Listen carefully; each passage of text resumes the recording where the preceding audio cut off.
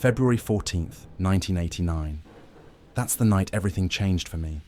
The night I learned that some things in this world aren't meant to be found, and that the woods don't always give back what they take.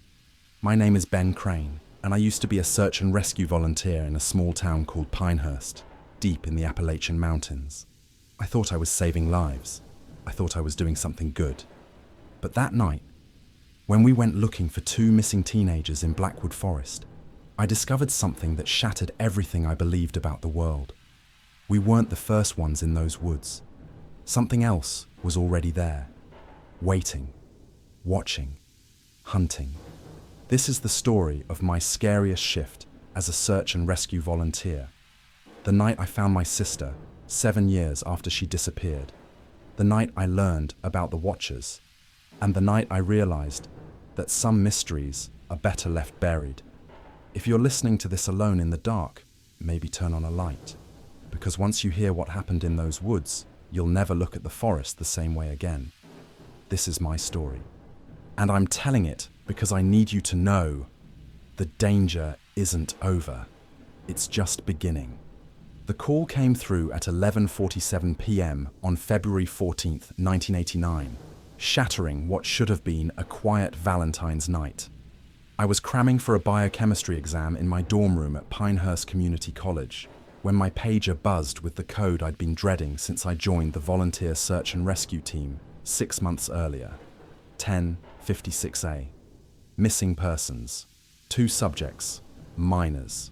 I still remember the metallic taste of fear coating my tongue as I grabbed my gear and raced toward the fire station. The thermometer outside read 18 degrees and fresh snow had been falling since sunset. Not the kind of night anyone wanted to be lost in the Appalachian wilderness, especially not a couple of kids.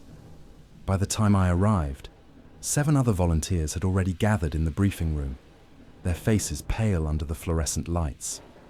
Our team leader, a grizzled ex-Marine named Frank Sutherland, stood before a topographic map of the Blackwood Forest Preserve, his jaw set in that grim expression I'd learned meant trouble. "Listen up," Frank's voice cut through the nervous chatter. "We've got 2 17-year-olds, Danny Mercado and his girlfriend Sarah Chen, who went camping this afternoon near Miller's Creek. Parents expected them back by 9. When they didn't show, the father drove out to the trailhead and found their car still parked there, engine cold. No sign of the kids." He tapped a red marker on the map. "Last known position was approximately here, 3 miles in. We're looking at 12 inches of fresh powder, visibility near 0, and temperatures dropping fast. We move in 2 teams. Any questions?" My hand went up before I could stop myself. "Sir, isn't that the same area where those hikers disappeared last spring?" The room went silent. Frank's eyes locked onto mine with an intensity that made my stomach clench. "That case is closed, Crane. Different circumstances entirely. We focus on the mission at hand."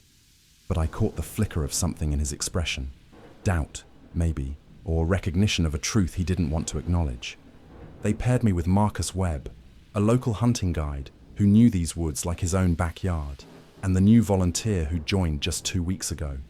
Her name was Rebecca Lowell, a quiet woman in her mid-30s who'd moved to Pinehurst from somewhere out west.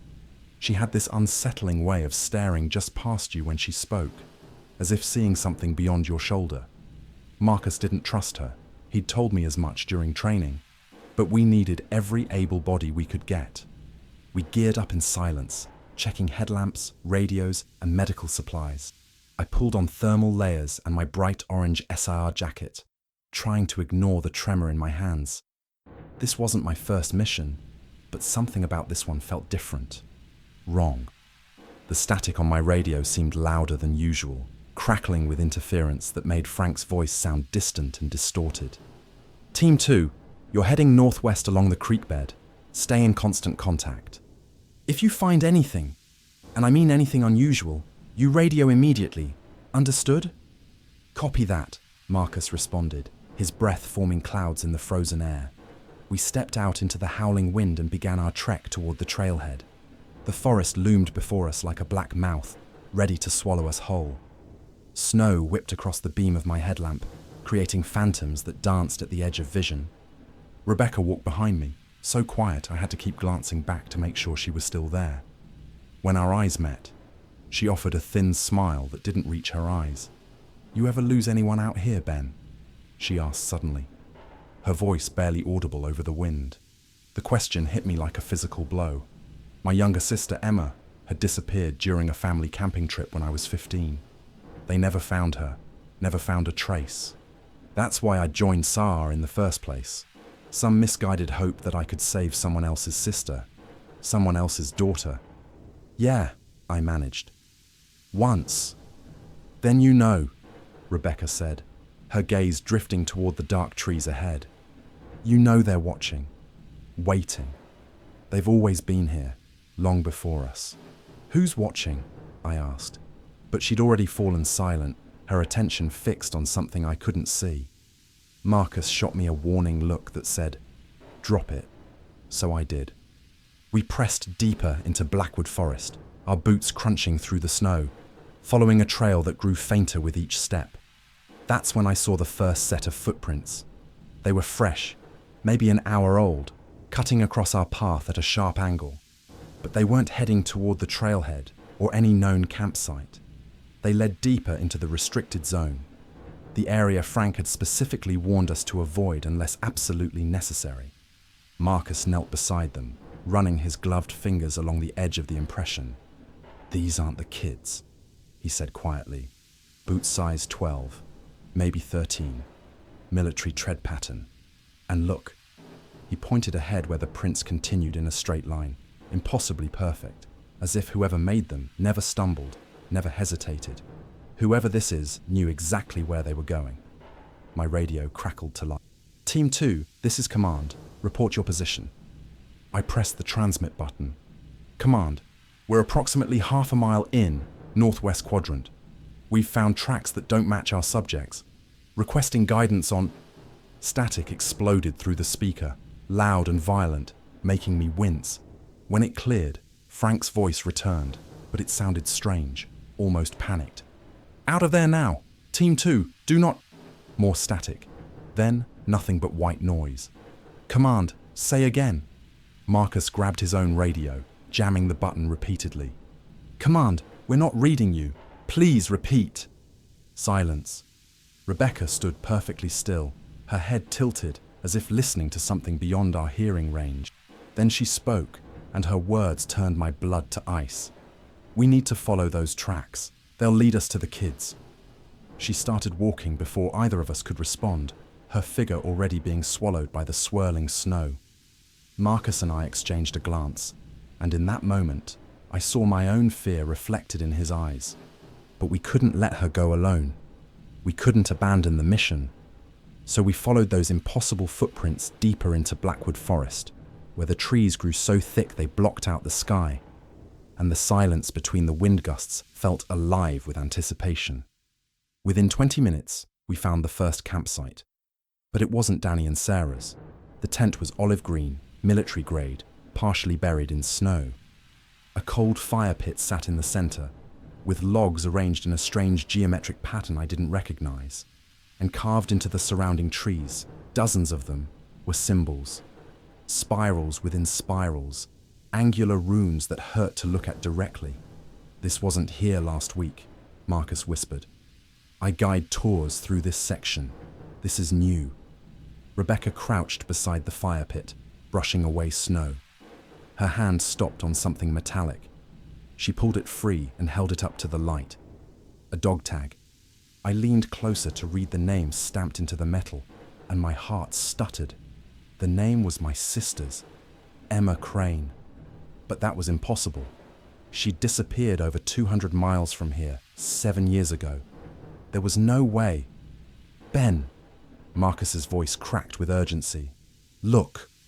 Beyond the campsite, barely visible through the trees, I saw lights. Dozens of them. Flashlights, moving in formation, sweeping methodically through the forest. But they weren't our team. They couldn't be. We were Team 2, and Team 1 had taken the eastern route, which meant someone else was out here. Someone who'd been here before we arrived. Someone who'd left those perfect footprints, that strange campsite, and my dead sister's dog tag in the snow. Rebecca stood, pocketing the tag before I could stop her. "Now do you understand?" she asked. "We weren't the first ones in these woods. And if we don't find those kids before they do, we won't be the ones bringing them home. Everyone says you get used to fear, but in those woods, fear was a living thing. Fog that pressed against your skin, slow, suffocating, inescapable. As we moved away from the eerie military-style campsite, each step felt heavy, my mind torn between the impossible dog tag burning in my pocket and the trail of boot prints slicing through the new snow. Rebecca led, her flashlight beam barely winning against the black tangle of branches, and her silence was charged with something I hadn't yet named, but recognized from old nightmares. Marcus kept throwing anxious glances over his shoulder. "We should go back," he hissed at me, keeping his voice low. "Something's not right. We report. Let law enforcement deal." The radios were dead. White noise or warped versions of voices that didn't belong to anyone in our unit. I thought of Frank, his grave warnings, something unsaid in his final crackling message. We'd trained for lost hikers, frostbite, even mountain lions. Never for this. Rebecca knelt beneath one of the rune-covered trees, tracing a spiral with her gloved finger. "Do you know what this is?" she asked, almost gently. "It's a ward, an old one." Marcus snorted, bravado wafer-thin. "Old wives' tales." But he wouldn't meet her eyes. Neither would I. Off in the darkness, the line of lights reappeared, moving like a military patrol, always parallel, never quite crossing our path. The precision of it was what chilled me, more than the symbols or the impossible name pressed into my palm. We pushed deeper, Rebecca steering us by some logic she refused to explain, always slightly ahead, at times glancing behind with a look I couldn't decipher. Guilt, maybe, or warning. Then suddenly, she stopped. "Listen." I strained, hearing only my own breathing, the wind, Marcus's boots scuffing hard earth. Then, beneath it all, a faint metallic clanging, rhythmic, and the ghostly echo of a child sobbing. We found the second campsite, not Danny and Sarah's, but what was left of a fire, a half-burned blanket, a school backpack. On its zipper was a faded plastic charm, shaped like a magpie, Sarah's favourite animal according to her mother. Marcus swore under his breath. "We're close, but so are they." I started to ask who, but Rebecca was already moving. Her flashlight reflected off shards of broken glass embedded in the ground, a pattern, like a shattered compass, and I wondered if the direction we thought of as forward was truly safe. Far ahead, a scream pierced the forest, high and desperate, silenced too quickly. Marcus bolted, breaking the spell, charging toward the sound. I chased him, branches whipping my face, heart pounding. We burst into a small clearing bordered by thorn and stone. Blood spattered the snow in broken arcs. No bodies, only a shoe, Danny's, bright red, inexplicably smouldering as if set alight from within. "What the—" Marcus started, but a guttural growl thundered behind us, echoing through the trees. Flashlight beams, not ours, cut sideways across the glade, revealing a dozen masked figures in mismatched uniforms, torn black, faded green, visors reflecting nothing but winter shadows. They moved like they belonged in the forest, silent, coordinated, hunting. Rebecca yanked me behind a boulder, dragging Marcus with us. She clamped a hand over my mouth just as I was about to call out. "Don't! They're not Tsar," she breathed. "They're not even supposed to exist." Her eyes shone with a terror I'd never seen before on another living soul. We watched as the figures inspected the clearing, one stooping to grab Danny's shoe in a gloved hand. He tilted his head, as if listening for something, then gave a sharp signal. They melted into the woods as quickly as they'd arrived, swift and silent as ghosts, taking the single, chilling trophy with them. When the last light faded, Rebecca released us. I could finally breathe again, but my chest felt tight. "Who are they?" Marcus demanded, voice shaking. "Some kind of cult? Government?" Rebecca wiped snow off her face. "Not who. What? You still think these disappearances are accidents?" She fixed me with a look so intense it cut through the horror. Your sister, Emma, wasn't the first, and those kids aren't the last. She reached into her coat, pulled out the dog tag, and pressed it into my palm. You want the truth? Then we go deeper, past the old ranger station, to the place not marked on any map. Above us, a cold wind carried a distant, inhuman howl through the tearing branches. We can't leave, she said. Whatever's here, it's been waiting for us all along. The old ranger station looked like something pulled from a nightmare, sagging against the weight of decades and secrets. Its wooden frame leaned at an unnatural angle, windows shattered into jagged teeth, and the door hung open like a screaming mouth. Rebecca moved toward it without hesitation, as if drawn by invisible threads, while Marcus and I exchanged wordless terror. The howl we'd heard earlier still echoed in my bones, primal and wrong, the kind of sound that didn't belong to any animal I knew. This is insane, Marcus whispered, gripping my shoulder. We need to get back, call for backup, get the police.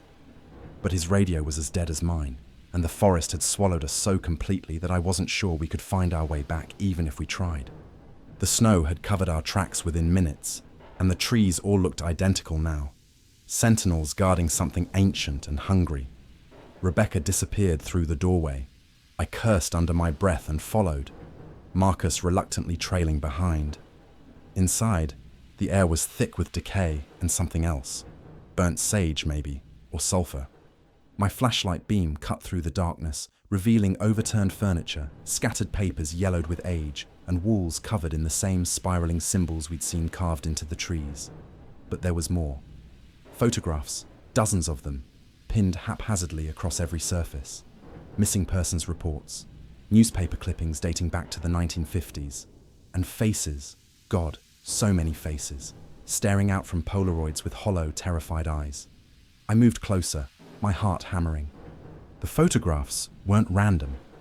They were organized chronologically, a timeline of disappearances spanning 40 years. February 1952, August 1967, November 1978.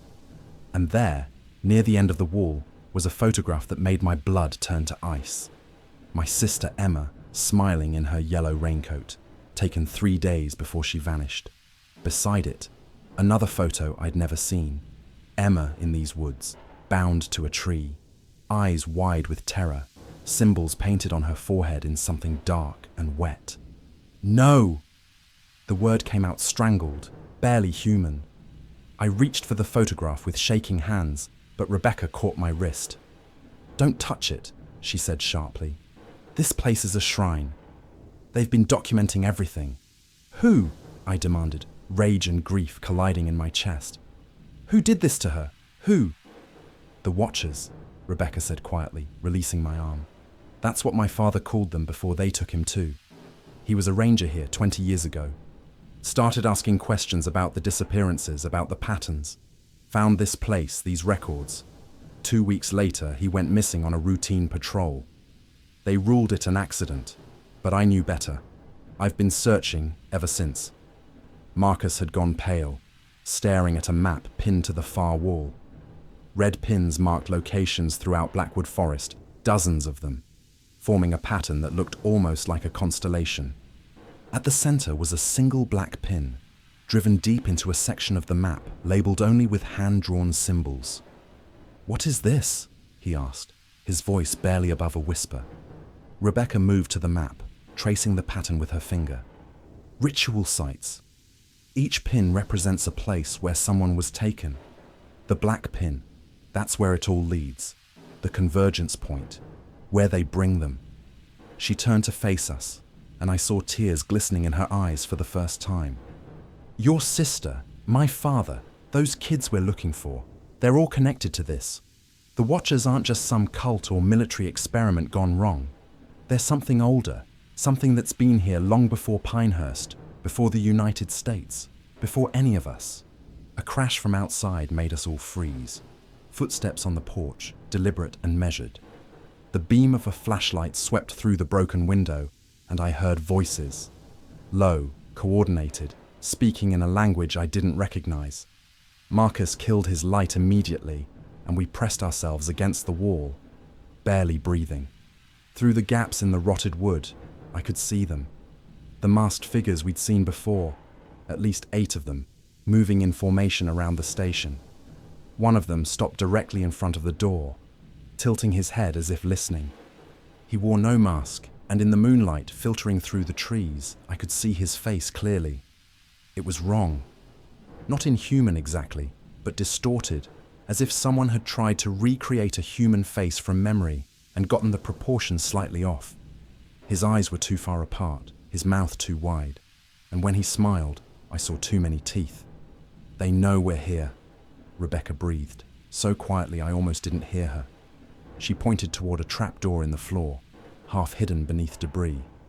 "There's a tunnel. My father mentioned it in his notes. It leads to the convergence point. If we're going to find those kids, if we're going to end this, we have to go down there." The figure outside spoke, his voice carrying an impossible resonance that made my skull ache. "Benjamin Crane, we've been waiting for you. Your sister sends her regards." The words hit me like a physical blow. Marcus grabbed my arm, but I couldn't move, couldn't think. Emma was dead. She had to be. 7 years was too long, too much time, and yet, a gunshot shattered the night, splintering the doorframe inches from where the figure stood. He didn't flinch, just turned his head toward the source of the sound with that same unsettling smile. More shots rang out, rapid fire, and I heard Frank's voice bellowing through the chaos. "Team 2, if you're in there, get out now!" Rebecca yanked open the trapdoor, revealing a ladder descending into absolute darkness. "Move!" she shouted, and this time I didn't hesitate. I dropped through the opening, my boots hitting packed earth 8 feet down. Marcus followed, then Rebecca, who pulled the trapdoor shut above us just as the shooting intensified.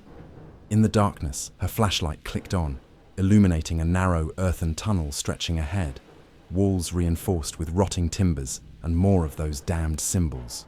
"Frank's buying us time," Marcus said, his voice shaking. "But they'll come down here eventually. We need to—" A scream cut through the air above us, raw and agonized, then abruptly silenced. The gunfire stopped. In the terrible quiet that followed, I heard the trapdoor creak open behind us, and a voice, Frank's voice but wrong, twisted, called down into the darkness. "Benjamin, come back. Don't you want to see your sister again?" We ran. The tunnel seemed to go on forever, twisting deeper into the earth, the air growing colder and thinner with each step. My lungs burned, my legs screamed, but I couldn't stop. Behind us, I heard the scrape of boots on the ladder, methodical and unhurried. They knew we had nowhere else to go. The tunnel was leading us exactly where they wanted us to go, to the convergence point, to the heart of whatever nightmare had been feeding on this forest for generations. The passage opened abruptly into a vast underground chamber, and what I saw there would haunt me until my dying day. The ceiling stretched impossibly high, lost in shadow, and the walls were covered in those spiraling symbols, glowing with a faint, sickly phosphorescence. In the center of the chamber stood a massive stone altar, and surrounding it were dozens of people, men, women, children, standing perfectly still, their eyes vacant, their mouths moving in silent prayer. Among them, I saw Danny Mercado and Sarah Chen, alive but changed, their faces slack and empty.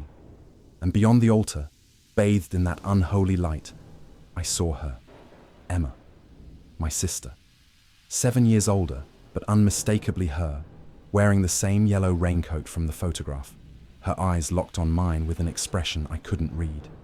When she spoke, her voice echoed through the chamber like a church bell tolling the end of the world. "Hello, Ben. I've been waiting so long for you to find me. Now, we can all be together, forever." The chamber pulsed with a sickly green light, every surface alive with spiraling symbols that seemed to wriggle under my gaze. I barely registered Marcus tugging at my arm. My whole world had shrunk to Emma's haunted eyes and her impossible reappearance. Rebecca's breath was ragged, her flashlight trembling in the darkness. "We have to break the circle," she whispered. voice desperate. It's a binding ritual. The Watchers feed on their fear. People ringed the altar, their bodies swaying in unnatural synchronicity. The whispers I'd mistaken for prayer grew louder, resolving into language both familiar and utterly alien. My feet dragged me forward, drawn by some magnetic force. Before I realized what I was doing, I was at the edge of the congregation. Emma lifted her hand, palms streaked with black symbols. You have to choose, Ben. Join us or break the chain. Rebecca's fist closed on my shoulder. Don't listen, she hissed, eyes wild. It's not her. She's only a vessel now. They use the memory to lure you close. But the compulsion was overwhelming. Every memory of Emma sharpened with a cruel clarity. The laughter, the sleepless nights spent searching. Marcus circled the outer wall, eyes darting for exits. The Watchers, the masked figures, began to file in, circling the congregation, eyes gleaming behind visors. One motioned for silence, and the whispers ceased. He stepped to the altar, removing his mask. Beneath, his features melted and reformed, cycling through faces I recognized from missing person posters. Welcome back, Benjamin, he murmured. His voice echoed from all directions.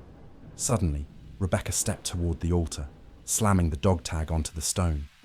You took my father. You took his memory. But not me. She produced a knife, old and tarnished, carved with the same runes. She recited a phrase, low and guttural. The Watchers grimaced as if in pain. The green glow flickered. Emma's face crumpled, her eyes pleading. I'm still here, Ben. Please. Something inside me snapped. I moved faster than I thought possible, grabbing the dog tag and clutching Emma's hand. Her skin felt frosted, and the symbols seared into my palm. Energy rippled through the chamber. The congregation wailed. The Watchers rushed to intervene, but Marcus barreled between us and the altar, wielding a burning branch snatched from a ritual fire. You want him, he roared. You'll have to go through me. Rebecca recited the guttural phrase again, voice breaking. The ground quaked, the walls shook, the altar cracked, energy spilling out in an emerald wave. Emma collapsed, screaming. A voice split in two, part hers, part something terrible. The Watchers recoiled, shrieking as the chamber began to collapse. Marcus pulled me away, Rebecca dragging Emma's limp body as the ceiling split and soil poured in. The entire congregation scattered. As darkness consumed the room and earth rained down, I locked eyes with the leader one last time. His visage melted, revealing something not quite human, mottled and ancient. We cannot be stopped, he vowed, vanishing into the shadows. We barely made it into another tunnel before the chamber collapsed fully. Emma, dazed but breathing, gripped my arm. They're not gone, she whispered. We just woke them up. As we staggered into darkness, the old ranger station groaned above. Sirens wailed far off, a rescue party or something worse.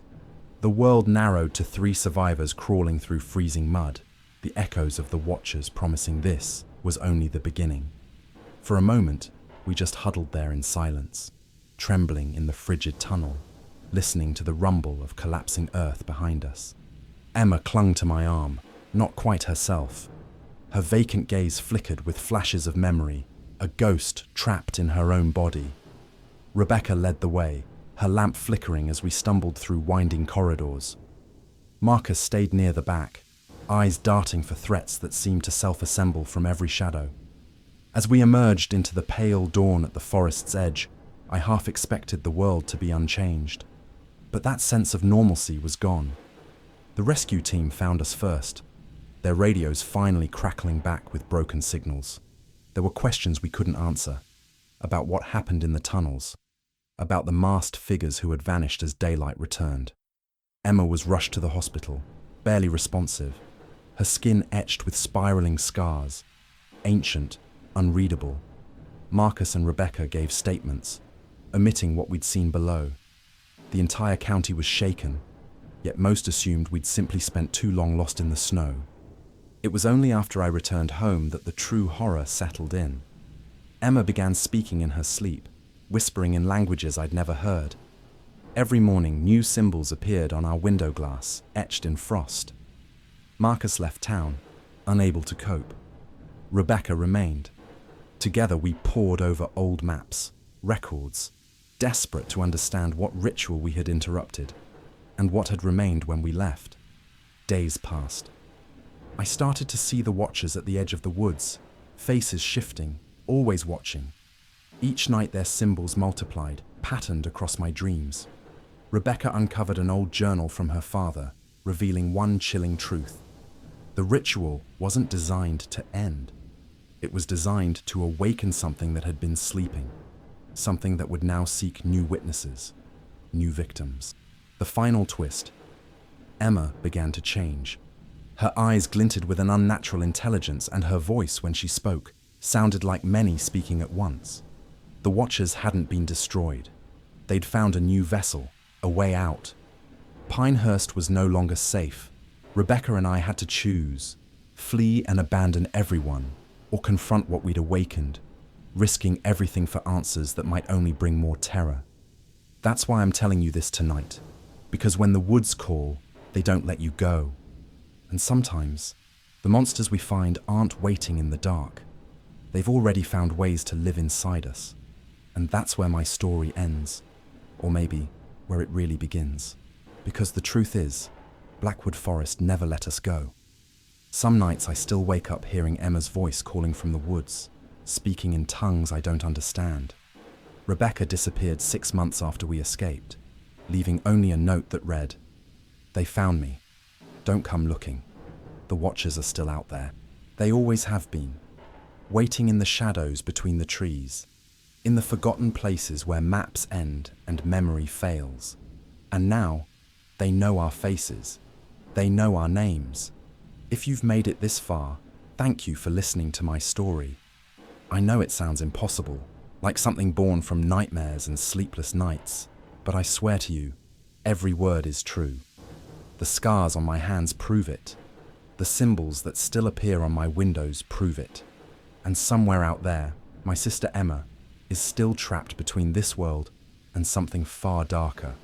So if you enjoyed this story, please subscribe to this channel and hit that notification bell, because there are so many more stories like mine waiting to be told. Stories of people who walked into the woods and came back changed. Stories of rituals that should never have been disturbed. Stories that need to be heard before it's too late. Leave a comment below and tell me, did this story terrify you? And where are you listening from right now? I want to know if these woods, these Watchers, exist near you too. Because the more I learn, the more I realize. This isn't just happening in Pinehurst. It's happening everywhere. More stories are coming. Darker stories, true stories. And you won't want to miss a single one. Stay safe out there. And whatever you do, never follow the lights in the forest.